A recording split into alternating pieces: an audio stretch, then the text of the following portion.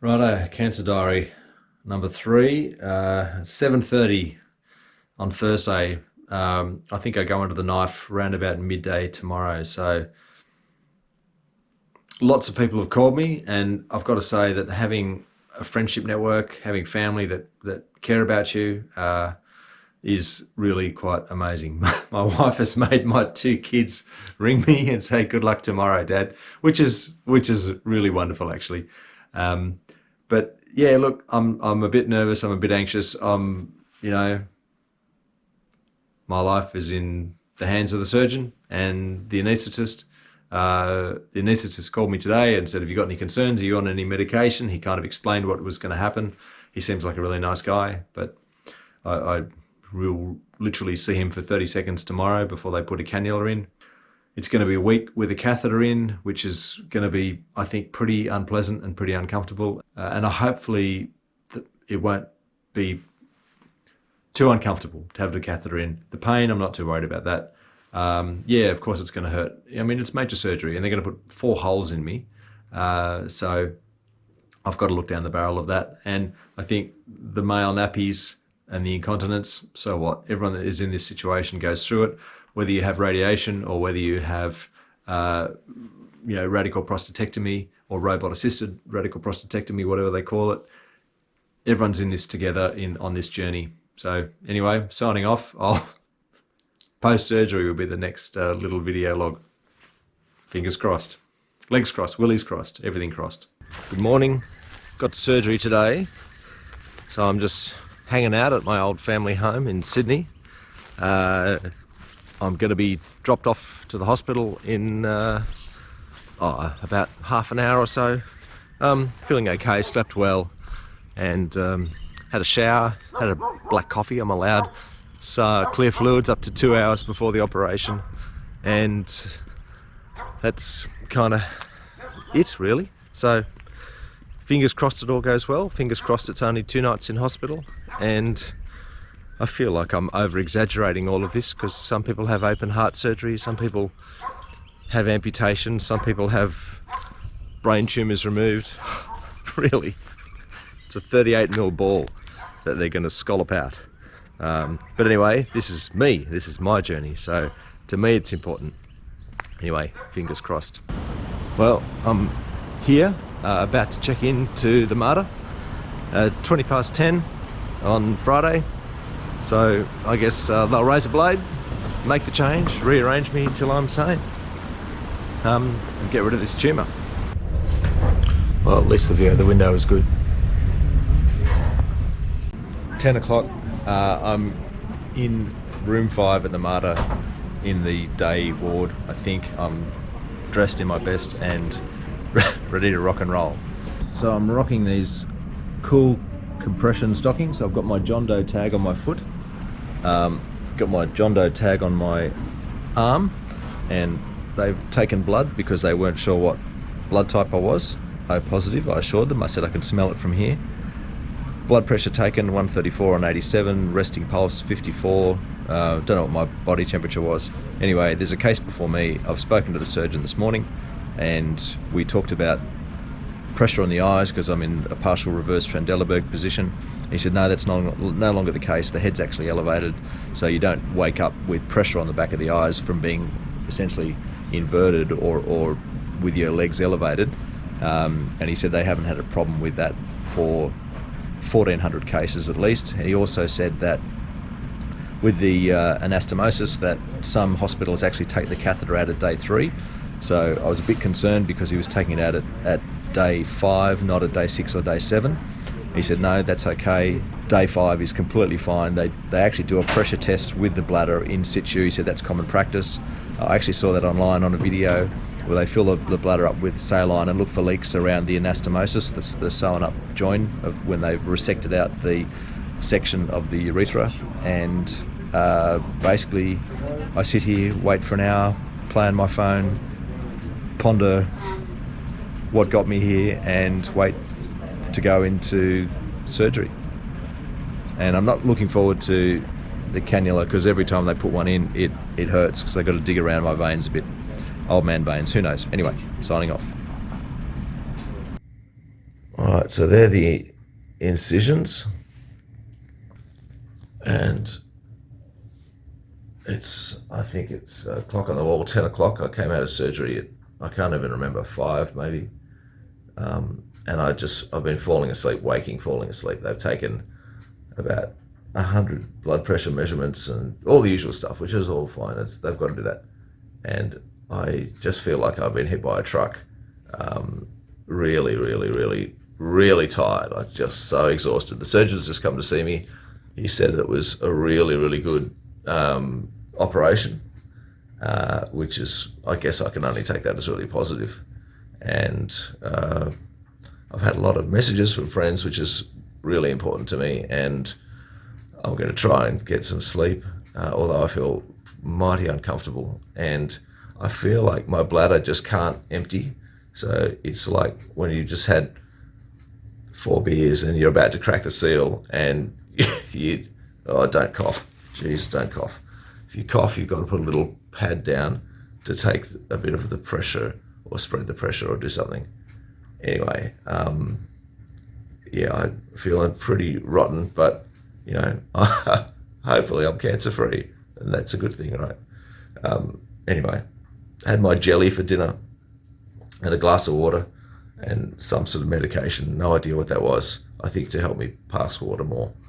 So I'm going to have some more water and try and hit the sack and get a couple of hours of sleep before they wake me at 4 a.m. for more bloods, or more blood pressure measurement, more whatever they need to do. All right, signing off. All right, good morning. Day 1. What a terrible, terrible night's sleep. This is my breakfast. I ordered coffee, but I can only have clear fluids until I fart past wind, apparently. So I'm having a instant coffee. Looks fantastic. And I'll have my water, but I'm drinking too much. Apparently I'm drinking too much water, so I need to only drink to thirst. Drink when you're thirsty, anyway. And then I can start on solids when I've had a big fart. All right, these are my little med cups. I've just had something that's going to make me a bit constipated, which is my pain relief. So to counteract the constipation, I've been given this stuff, which is going to be a horrible salty drink, electrolyte drink, to make my bowels work a bit better. So you take one drink to clog you up, and one pill to clog you up, and one pill to loosen you up. Maybe they meet in the middle.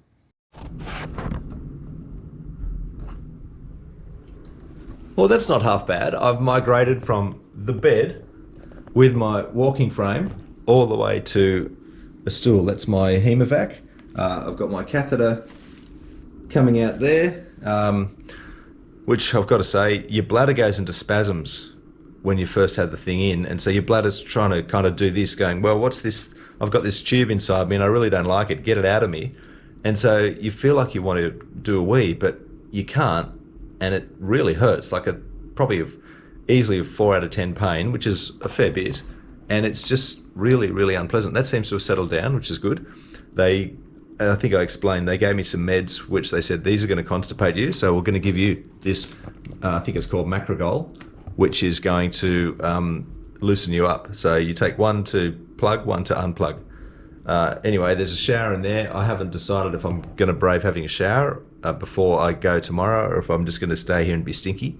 I think I'm just going to stay here and be stinky, because it took the student nurse yesterday about 15 minutes to get my compression stockings on, and she was battling with them, and that was before surgery. So I don't know that I could go through that after surgery, because I don't think you can get them wet.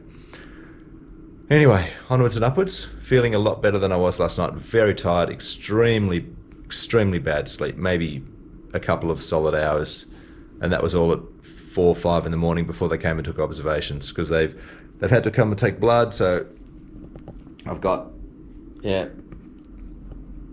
cannulas in and catheters in, and at least this hand's relatively unscathed.